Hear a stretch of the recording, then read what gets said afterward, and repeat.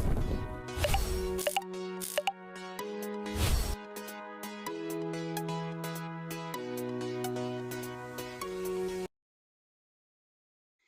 to everyone. Ayan, welcome to this video. Ito yung aking project. I need to do this. So, ito yung na-accomplish ko yesterday. So, tinanggal ko lahat ng root ng weeds. Okay? Pag sinasabi kong weeds, ganito po, weeds po to. So, ang grass, ito po yun. So, tinanggalan ko dyan ng weeds sa gilid ng aming bahay. Kasi lalagyan ko po siya ng rock. So, eto po siya, plastic po siya, coated, pero cement po ang ilalim niyan. Parang, ewan ko bakit nilalagyan may semento naman. Siguro to protect the wind, the snow. No? So, may ganyan. Mayroong cement, tapos may ganyan sila ba, may foam. Delikado ba sa bahay dito sa Amerika? Masunog na. Hindi naman siguro. Ayan. Gagawin natin, magsiset up po ako dito. So, manood na lang po kayo sa aking video for today. Set up tayo para lalagyan po natin dito ng rocks. Lalagay po na tayo dito ng rocks. So, ang gawin ko po dito ay magli-label po tayo, guys. I would like to label here.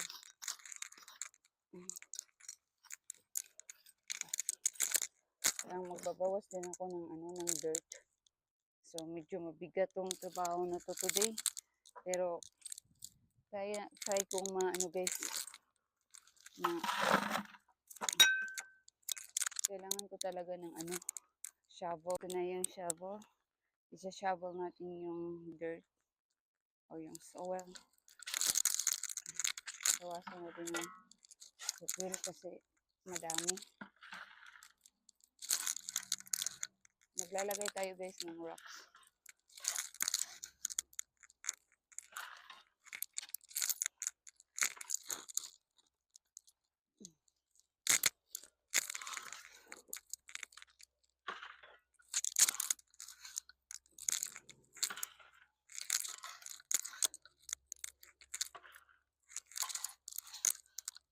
Alam mo ba guys na ang landscaping ay pinag-aralan din yan sa university.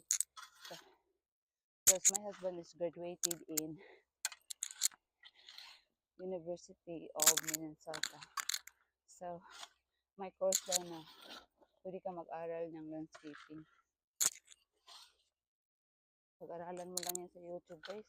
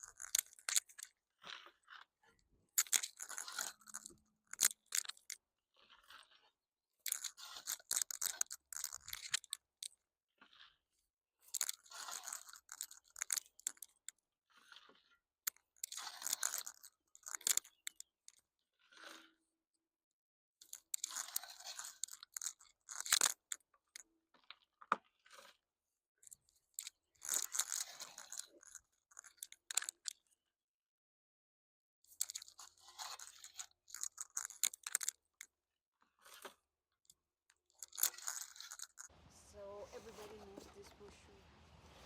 According to my husband, I can use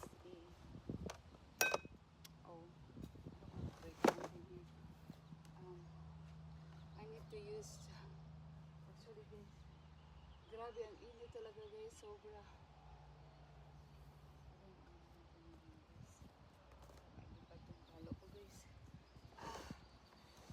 So, how can I take this out? Parang siya guys. So, tanggalin ko to. But, how? Sabi ng asawa ko, ang gamitin ko daw dito guys, pagkat ay scissor. So, subukan natin yung scissor guys kung gaano ka Di man tani expert. Kaya wa man ni nakuha sa Pilipinas. So, this is my first time guys of gardening. Make my house pretty.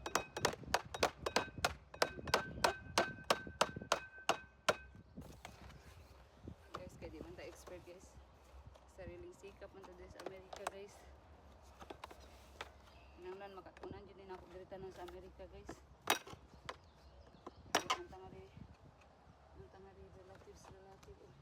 Dito siguro ito mag-una tanggalin guys. Siguro dito. Okay. Maybe I make mistake. Dito siguro guys. Ayan. Nakuha ko na rin guys sa huli.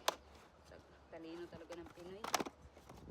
Wala naman to sa amin kasi hindi naman kami nag-garden sa bahay namin ng ganito. Bato lang naman pinapatong. Ito kasi frame. So guys, frame to guys. So napaka-tricky nito kasi aking plano to guys. Ako lang gagawa nito guys. Kailangan tanggalin dito sa ano.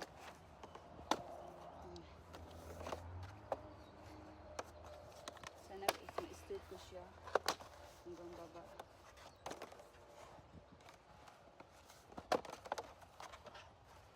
Hindi ko alam guys kung matapos ko itong activity ko today. Ito natin guys. Para ano kasi magandang bahay guys pag may beauty. May beauty yung garden ba. Clean kasi itong namin. Ito yung front ng bahay namin guys. Isahan na natin dito sa downside. No? So ano ba yung setup to?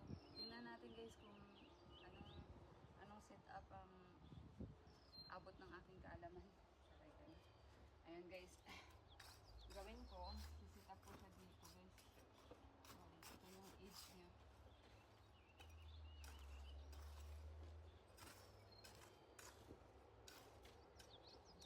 Hindi tayo gagamit ng maraming guys, bato. Hindi tayo we don't need to use too much gravel. So, hindi ko masyadong laki. Tama lang guys. Okay. Sansahin ko na lang itong dito. So, ito yung end niya. Dapat i-ano natin siya dito.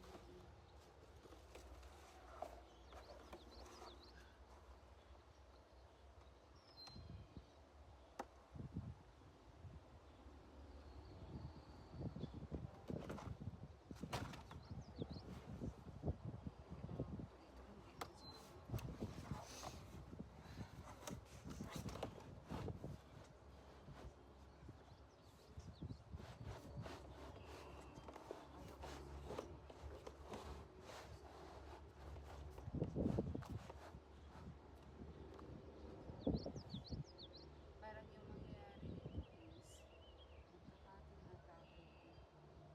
Tingnan natin.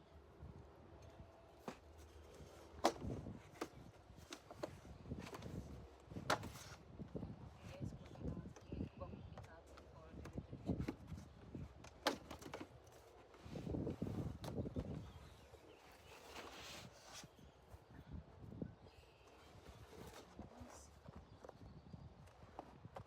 So, ang gawin ko dito guys, lagyan ko siya muna siya ng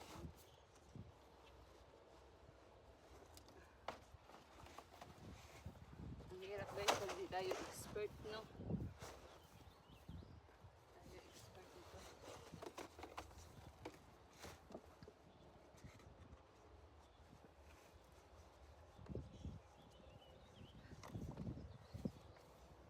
Pero, kaya natin ito guys. Kaya natin ito. Wait lang. Maglalagay muna pala ako ng plastic.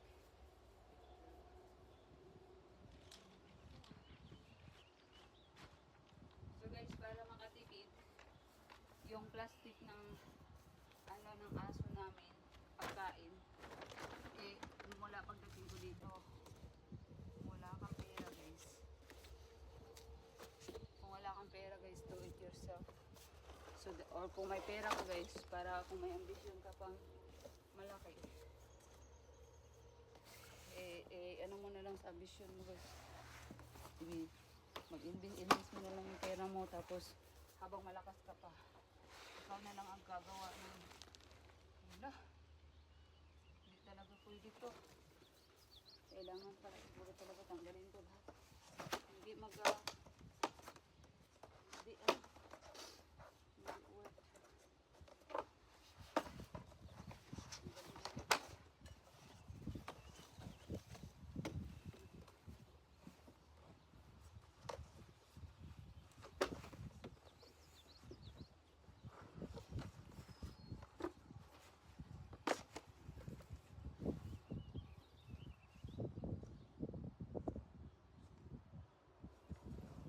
Gabi, street mo naman ito guys.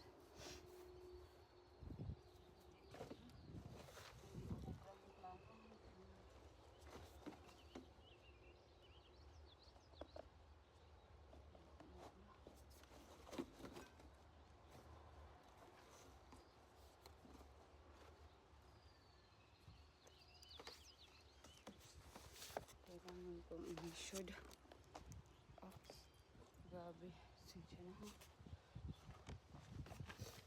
Trabaho talaga. Guys.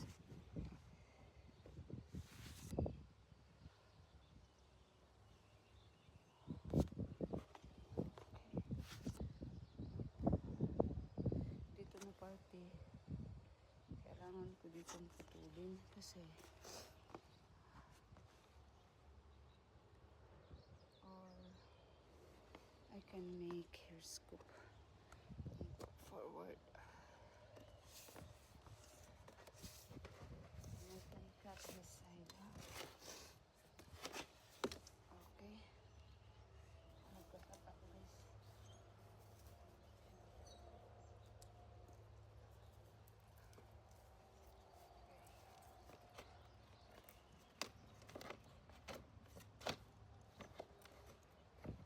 Sabi ng husband ko, I can cut in the scissor. Kumusta naman? Oo, naputol ko nga siya ng scissors. Di bali. Sundang man ta guys. Sundang sa Amerika, mura man iwa sa karne sa pista. Okay. Discarding pin na ito guys. Natin na nga. Tiwala ka sa sarili mo, kaya mo. Lahat ng bagay ng kaya ng iba, kaya mo din. Yun lagi ang tatak natin sa isip natin guys. Yung kaalaman natin sa school. Bibi na yun guys, pinag-aralan natin sa school. We study in school. We learn in school. Ano tayo guys, nag-aral tayo para hindi tayo maging mangmang. Nag-aral tayo guys para we can understand the numbers, we can speak other language, we can communicate with people. No. Bibi na yun guys. Yung gagawin mo na lang sa buhay mo guys, ang kumita ka ng pera. So, para yun guys, ang ma-focus mo na like work.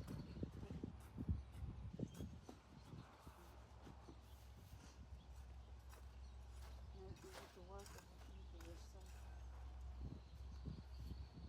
You need to carry the guts. You have a guts that can reach your dream. No? Knowledge without guts, without perseverance. So, very hard. Life is not easy.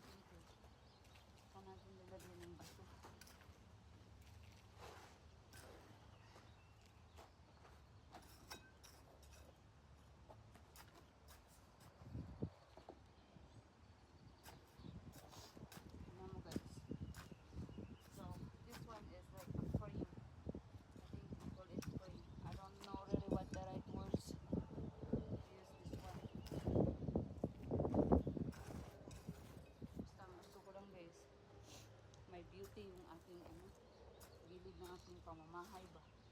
Dapat